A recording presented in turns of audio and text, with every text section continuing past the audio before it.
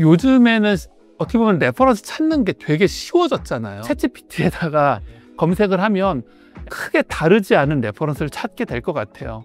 자기만의 차별성 이런 것들을 가질 수 있는 자기만의 레퍼런스가 있어야 되는데, 레퍼런스를 찾는 안테나를 일상적으로 좀 세우고 있는 거가 저는 좀 중요한 것 같아요. 우리 주변에는 어마어마한 아이디어의 소스가 있고 그게 다 레퍼런스구나. 레퍼런스를 바라보는 관점이 바로 써먹을 것들을 찾는 거라고 생각을 하는 경우가 많아요. 처음에 10개, 20개가 모여져 있으면은 그런 느낌이 안 들어요. 그런데 그게 200개, 300개 모아지고 나면은 어떤 함수처럼 연결이 되어서 생각하지 못했던 아이디어로 디벨롭이 되거나 이런 경우도 되게 많거든요.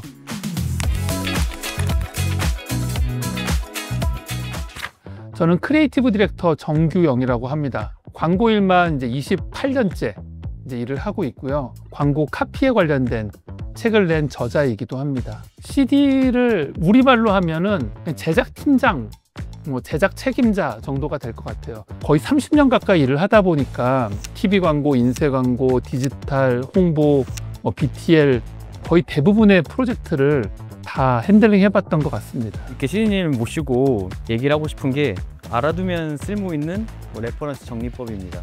요즘 이렇게 너무 많잖아요. 매체도 다양하고 정보는 많은데 좋은 레퍼런스를 찾는 방법이 정말 어려울 것 같아요. 시인이 보시기에 좋은 레퍼런스를 좀 어떻게 찾으면 좋을지. 요즘에는 어떻게 보면 레퍼런스 찾는 게 되게 쉬워졌잖아요. AI에다가 한마디만 하면은 우르르 찾아주는 사실 이제 그런 시대가 됐잖아요.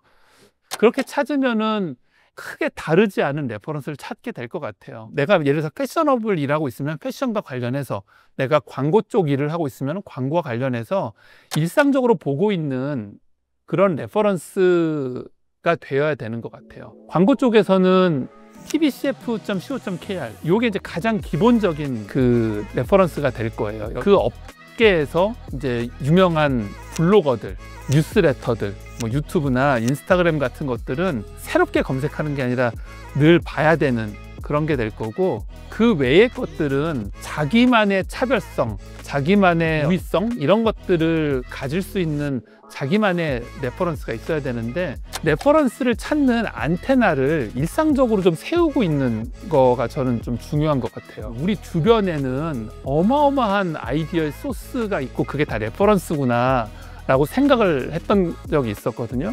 외국 CD나 기획자분들이 오셔가지고 교육을 시켜주실 때가 있었어요. 신문 하나씩 갖고 오게 해가지고 거기에 나온 뉴스나 단어나 사진이나 뭐를 가지고 해도 좋으니까 지금 너희가 하고 있는 프로젝트랑 연관될 수 있는 아이디어를 아무거나 만들어봐 였었어요. 정말 깜짝 놀랐어요. 아니, 이 사람들이 이렇게 아이디어를 잘 냈나? 예전에 봉준호 감독님 인터뷰를 본 적이 있는데, 괴물이라는 영화 아이디어를 짤 때 자연 다큐멘터리에서 어떤 새가 이제 그 새를 데려가는 걸 보고 저거를 좀 차용하면 좋겠다는 시나리오를 썼다고 하더라고요. 내 주변에는 되게 인사이트가 많은데 그걸 캐치하느냐 마느냐의 문제인 것 같다라고 얘기를 하셨는데, 그거와 비슷한 맥락인 것 같습니다. 네네. 예전에 제가 현대증권 에이블 캠페인 할 때 베르나르 베르베르, 엘빈 토플러 이런 사람들을 제안을 했었어요.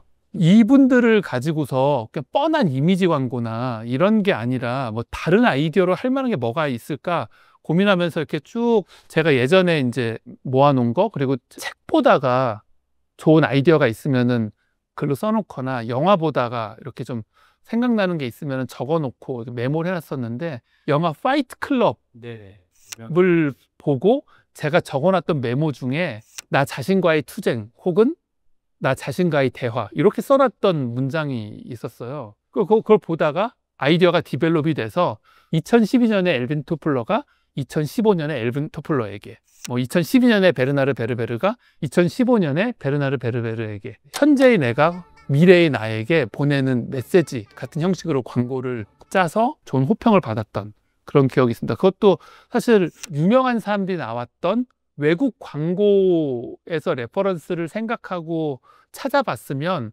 아마 그 아이디어로 디벨롭 되지 않았었을 것 같아요.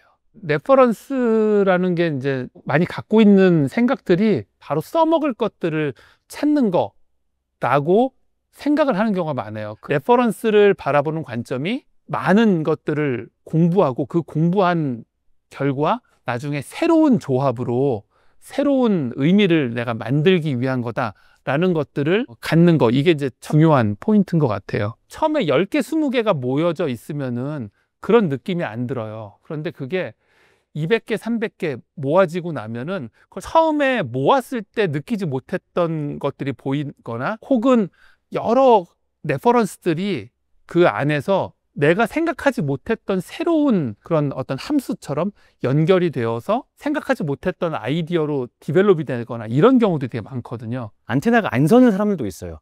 정말 별로 뭐 일과 연결은 뭐 생각 안 나는데, 이런 친구들은 어떻게 하면 안테나가 좀 쓸까요? 안테나 세울 수 있는 방법이 있다면. 그게 당위로 세워야 되면은 잘 안 쓰는 것 같아요. 나는 이 업종을 일하는 사람이야. 그리고 나는 프로가 돼야 돼. 그런데 이거를 안테나를 늘 세우고 있으라고, 그러니까 나도 세우고 있어야지. 이제 이렇게 하면은 처음에 며칠은 해요. 근데 그게 잘 안 돼. 근데 그게 당위가 아니라 재미가 있으면은 누가 시키지 않아도 돼요. 저는 일본 카피를 찾는 게 굉장히 즐거웠었거든요.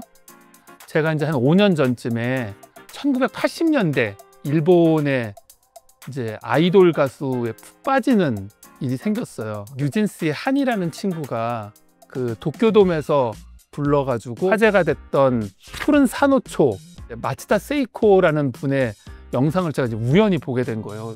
정말 푹 빠져가지고 몇 달 동안 그 음악만 듣고 지내고, 음악이 좋으니까 이분이 어떤 사람인가 찾아보게 되고 옛날 영상 찾고 가사 찾아보고 아예 이제 일본어 공부를 하게 됐습니다. 그래서 일본어를 공부를 하다가 보니까 일본 광고 헤드라인이 눈에 딱 들어오는데 뜻이 딱 들어오는 거예요. 그래서 이름은 부모가 아이에게 보내는 첫 번째 편지일지 모른다라는 카피였어요. 제가 이제 아이를 낳아서 이름을 지어준 적도 있는 아버지이기도 하고, 그때가 이제 저희 아버지가 돌아가신 지 얼마 안 됐을 때여서 너무 마음에 와닿았던 거예요. 그래서 제가 이제 페이스북에다가 그 광고를 올리고 브런치에다가 이제 글을 쓰게 되고 인스타그램에다 계속 올리기 시작했어요.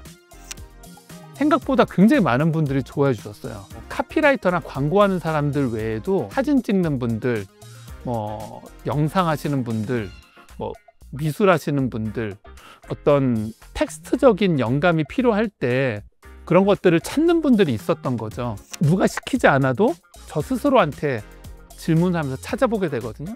일본의 광고 대행사들, 뭐 덴츠라든지 하쿠도 같은 계속 찾아보게 되고, 일본 뭐 TCC라는 단체가 있어요. 도쿄 카피라이터스 클럽이라고 그래가지고 거기에 있는 데이터베이스를 찾아본다거나, 찾아보다가 나중에는 매년 나오는 연감을 제가 사기 시작했어요.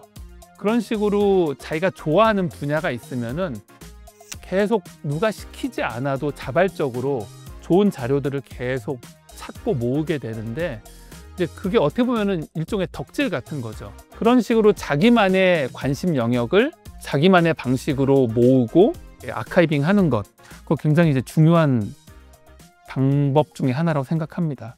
PD님은 레퍼런스들을 좀 어떻게 좀 정리를 좀 해오셨나요? 이게 이제 사람들마다 방식이 다를 텐데요. 지나가다가 간판에서든 아니면은 뭐 지하철 안에서든 이제 영감을 자극할 만한 것들이 있으면은 꼭 찍어 놓고 나중에 한꺼번에 모은다거나 그런 경우들 많고, 또 광고 일을 하다 보면은 영화나 드라마나 이런 거에서 힌트 얻을 때가 되게 많거든요. 어떤 경우에는 어떤 앵글 하나를 보고서 저 앵글 되게 괜찮은데 이거 나중에 어디 써먹을 수 있을 것 같아. 혹은 내가 어떤 대사 같은 것들, 이거 내가 진행하고 있는 프로젝트에서 한번 쓸 수 있을 것 같아. 혹은 나중에 어떤 영감을 줄 것 같아 라고 하면은 바로바로 이렇게 기록을 남기는데, 누구나 요즘엔 다 핸드폰 있잖아요. 그래서 필요하면은 사진으로 찍거나 꼭 어떤 기록으로 남겨놓고 그때그때 편하게 남기는 게 되게 중요해요. 예전에는 늘 사람들이 수첩 가지고 다녔었는데 지금은 그렇지는 않으니까요. 그 레퍼런스라는 것 자체가 너무 크리에이티브 영역에 한정된 것은 아닌지에 대한 걱정도 좀 들어요.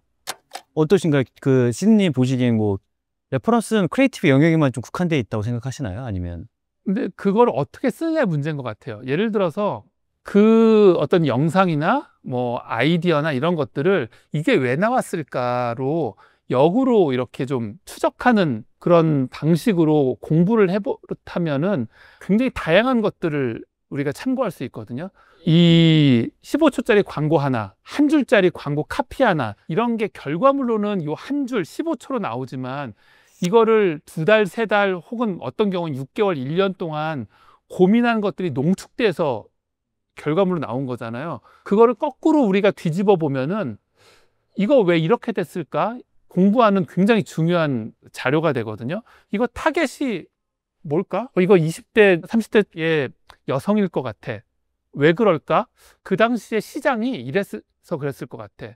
이 제품이 경쟁 환경이 그 당시에 이랬을 것 같아. 레퍼런스를 너무 어떤 표현이나 크리에이티브적인 측면으로 국한되는 게 아닌가라는 것들은 우리가 다급하게 그렇게 쓰기 때문에 그런 거예요. 일상적으로 우리가 좀 시간 여유를 두고 레퍼런스를 쭉 찾아보고 접하면서 생각하는 훈련이 되어 있다면은 얼마든지 기획, 전략, 되게 다양한 부분들에 있어서 좋은 참고 자료가 되죠. 네, 시드님 근데 특별히 이렇게 카피를 좋은 레퍼런스나 이런 학습 도구를 좀 추천하는 이유가 있을까요? 근데 좋은 카피는 이제 공감과 발견이 있다 이렇게 좀 말씀드릴 수 있을 것 같은데요.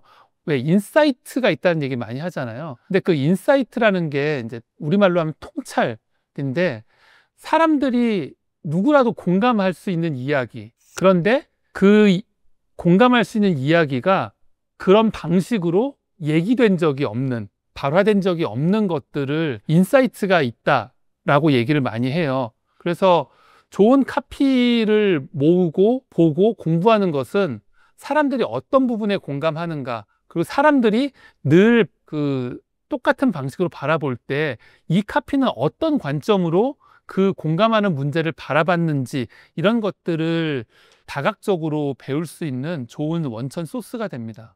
네, 신입 스타터들에게 좀 추천해 주실 만한 카피들이 있다면? 1979년에 나왔던 소니 광고에 나온 카피인데 어떤 대스타도 모두 시작은 아마추어였다. 지금 우리나라 최고의 이제 스타라고 할 수 있는 뭐 아이유, 뭐 BTS, 블랙핑크 이런 분들 다 마찬가지겠죠.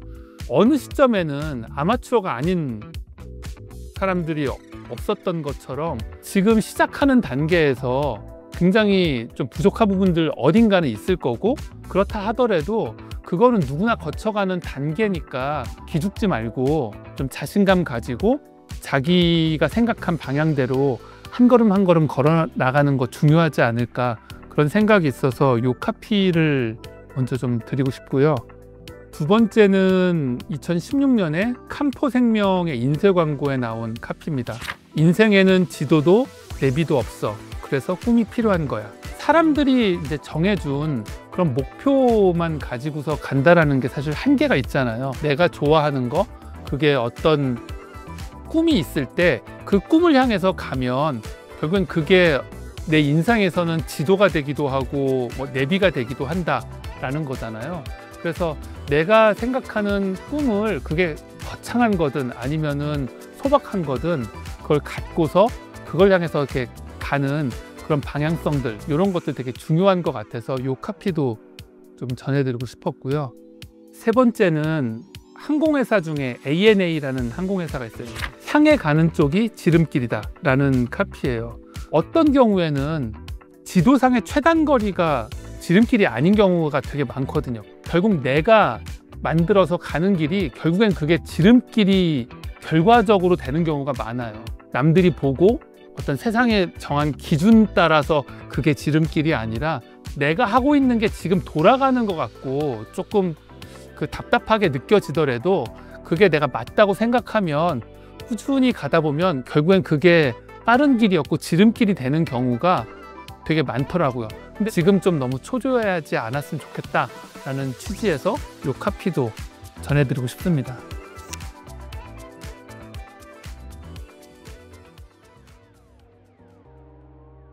마지막으로 스타터들에게 한마디 부탁드립니다. 인생에 정답이 없다라는 거를 좀 말씀을 드리고 싶어요. 저는 최근에 그 뻔한 얘기가 좀 뻔하지 않게 다가온 계기가 있었는데, 우리는 특별한 목적을 가지고 태어나지 않았다는 거였어요.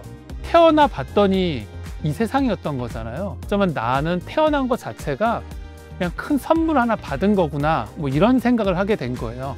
그런 거라면 남들이 정해놓은 기준에 맞춰가지고, 그런 목적에 맞춰가지고 그거를 달성하기 위해서 아둥바둥 할 게 아니라, 뭐 이렇게 살든 저렇게 살든 내가 좋아하는 거 재밌게 하면서 살면 좋겠다라는 생각을 하게 됐어요. 그래서 여러분도 보너스로 주어진 이 인생 정답 따로 없으니까 내가 좋아하는 거, 내가 즐거운 거 열심히 하면서 지내다 보면은 좋은 결과가 오히려 더 많이 나한테 오지 않을까, 이런 생각을 해보게 됩니다. 그래서 여러분들 나름의 정답을 가지고서 멋진 스타트 하시기 바랍니다.